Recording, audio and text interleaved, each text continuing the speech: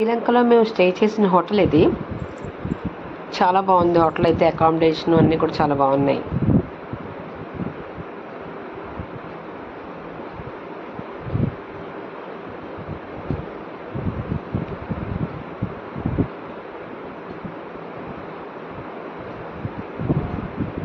ఇక్కడ ఇలా వెళ్తూ ఉంటే ఒక చెట్టు ఒకటి ఉంది. ఆ చెట్టుకి ఏంటో పెద్ద పెద్ద కాయలు ఉన్నాయి. చాలా పెద్ద కాయలు, ఆనపకాయలు అంత కాయలు ఉన్నాయి, గుండ్రగా ఉన్నాయి. అదేమిటో ఆ కాయ ఏమిటో అర్థం కాలేదు.